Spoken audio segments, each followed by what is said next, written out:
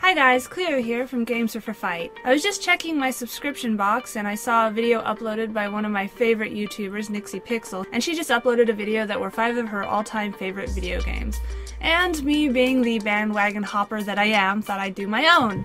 Now keep in mind these are all older games. I have a lot of newer games that I really love, for instance, Skyrim. So these are just some of my favorite stories from my childhood. In no particular order, number 5, Tales of Symphonia. Tales of Symphonia was my introduction to the Tales of series, and at first I really didn't know what to think about it. I mean, it's a JRPG, and it's kind of like Final Fantasy, except that, you know, there's the overworld map, and you go up to these blobs, and then when you attack them, they become monsters, and the combat is definitely not turn-based, and it took some getting used to, and I'll admit, there were some parts of the game that I really didn't like. Call it!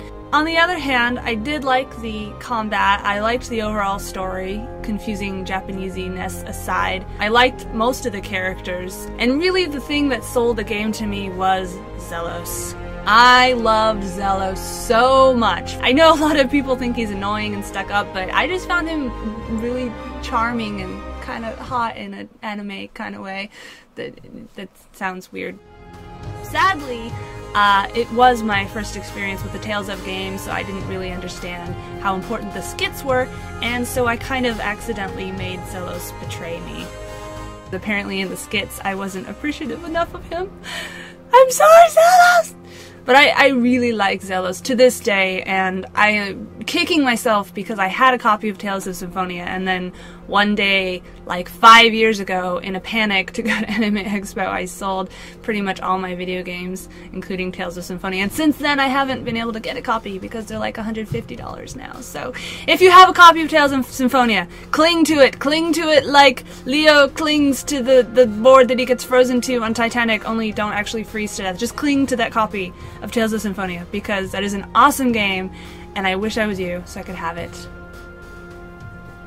Number 4, Silent Hill 4. Silent Hill. Silent Hill. I will fully admit that to this day, the only Silent Hill I have ever actually managed to beat all the way is 5, or Homecoming, and the only way I beat it is because it was the least scary Silent Hill. But my favorite is probably 4. I have done a lot of reading and investigating, and I watched quite a few walkthroughs of Silent Hill 4 and the other Silent Hills. In fact, that's one of the main reasons I got into making Let's Plays, was I would watch other people play Silent Hill, so they'd play the game and I could just watch because I was too much of a chicken to play it. I'm not really a horror fan, despite the fact that I play horror games. I really don't enjoy being scared, but Silent Hill isn't just scary, it's macabre, it's twisted, it's interesting. And also, Silent Hill 4 is kind of the sequel to Silent Hill 2, whereas Silent Hill 3 is kind of the sequel to Silent Hill 1. That's why there's all these references to Walter and stuff. But I really like Silent Hill 4. Unfortunately, I'm still too chicken to play it, so sorry. Number 3, Elder Scrolls 3, Morrowind. So, sorry to disappoint the hipsters, but I did not ever play an Elder Scrolls game until Morrowind. But you know what? Morrowind was a great stepping stone into the Elder Scrolls series. It's funny to be playing Skyrim now and, you know, have all these nostalgic memories of Oblivion and of Morrowind, and there's quite a lot of differences as far as gameplay and stuff like that goes, because, you know, all these years pass between each game and they make great strides in graphics and controls and stuff like that. But Morrowind, aesthetically, Morrowind is the Elder Scrolls game that I liked the most. I still have fond memories of building giant structures out of placed plates and cups and stuff like that I would meticulously stack up. And playing with my friend too, actually, that was another fond memory. Obviously it's a single player game, but it was really fun to have it on a perspective consoles or PCs and build our world, and then bring our friend over and say, look at my character, he's got, you know, she's got all these stats, and I built this great structure out of vases. And it was also my introduction to patching, because I don't think I ever, not patching, modding, because I don't think I ever really modded a game before Morrowind, and a lot of people say that Elder Scrolls games are broken until the fans come in and fix it, and I strongly disagree with that. I think the Elder Scrolls games are amazing and wonderful just by themselves. I think of modding as a plus, not as something that's required. You take a game that's already great and you make it even better. And all those hot guy nude patches from Morrowind did it for me. Number 2, Halo Combat Evolved. So, y'all know that I'm a total Halo fangirl, and I've gotten all the games, including Halo Wars, and I've beaten them all many, many, many times. I love Halo. I love the controls. I love the storyline, and yes, there is a storyline. There's such a storyline. It drives me crazy when people say Halo has no storyline. I like how there's the humans and the Covenant and the Flood and everybody's fighting everybody. I mean, that was pretty revolutionary in my experience. Not to mention the multiplayer is pretty fun too. I've never been a huge multiplayer junkie, but I have some pretty fond memories of Capture the Flag and some games that my friends and I invented. But I have so many fond memories of Halo, beginning with the first Halo. And I can't even say which is my favorite Halo, because I love certain things about all of them, and I honestly don't think that there was any single Halo game that came out, maybe with the exception of Halo Wars, that wasn't still a great game.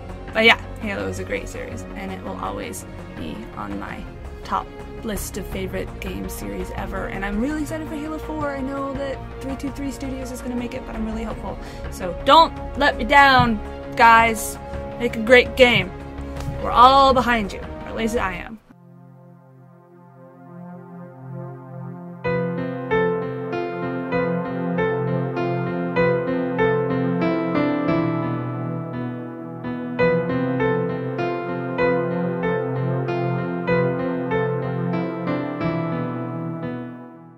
Number 1.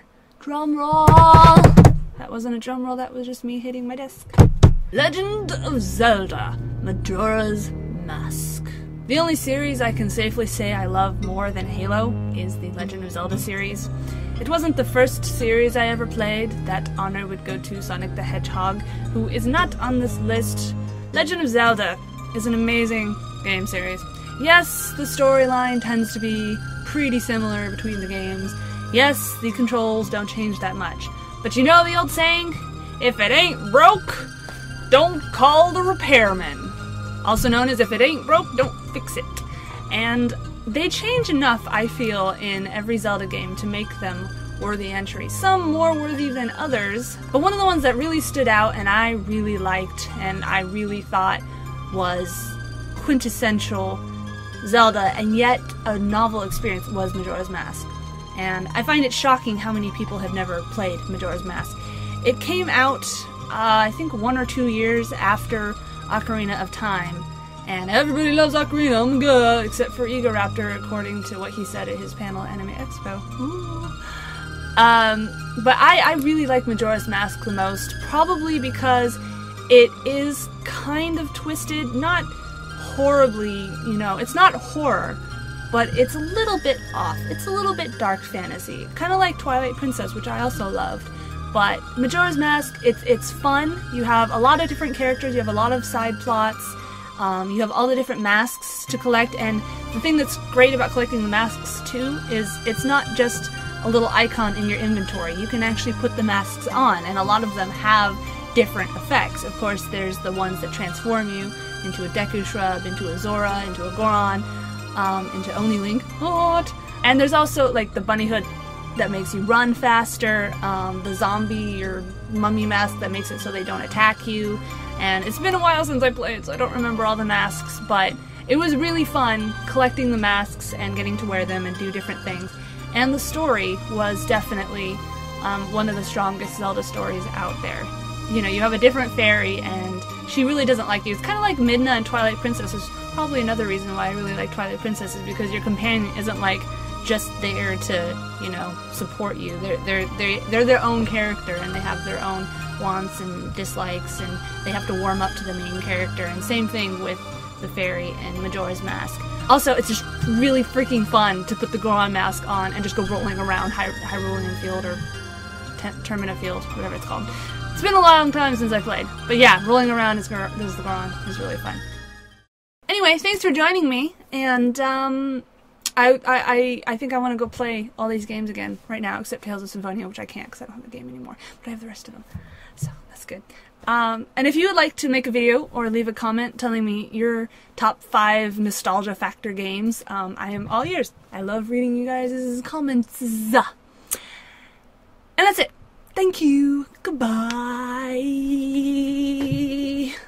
Why do I always end my videos waving my arm like a broken-armed person? Bye.